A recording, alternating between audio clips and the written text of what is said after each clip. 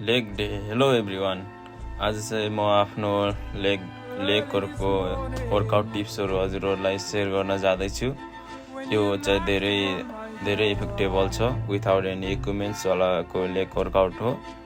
फर्स्टमा चाहिँ हामीहरूले स्क्वाट, नर्मल स्क्वाट, यो चाहिँ तपाईँले स्लो गर्नुपर्छ। बल्ल हजुरहरूलाई इफेक्ट दिन्छ, इम्प्रुभ आउँछ। अनि पछि सेम क्रस गर्ने, यसरी नै क्रस गर्ने, पनि स्लो गर्ने। फास्ट गरेपछि रिजल्ट राम्रो आउँदैन।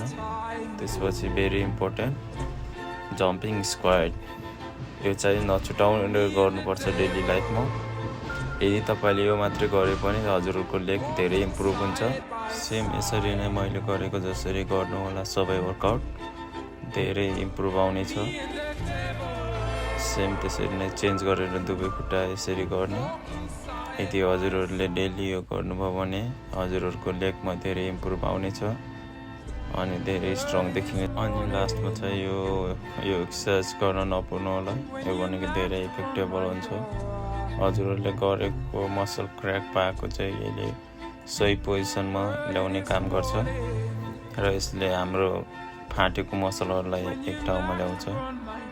अनि हामीले त्यो सबै गरिसकेपछि हल्का बक्सिङ ट्रेनिङहरू गऱ्यौँ, स्याडो बक्सिङको। दुई भाइले अलिअलि मुभहरू सिक्यौँ।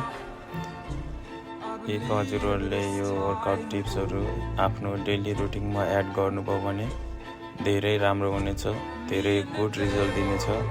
त्यसैले मेरो जति पनि वर्कआउट टिप्सहरू छ सबै विथआउट एनी इक्विपमेन्ट्सहरू छ। यदि हजुरहरूलाई विथआउट एनी इक्विपमेन्ट्सहरू होम वर्कआउट, घरमै हजुरहरूले राम्रो फिजिक एचिभ गर्नु छ भने लेट्स डु गाइज, फलो गर्नु होला। र नेक्स्ट क्विजको भिडियो चाहियो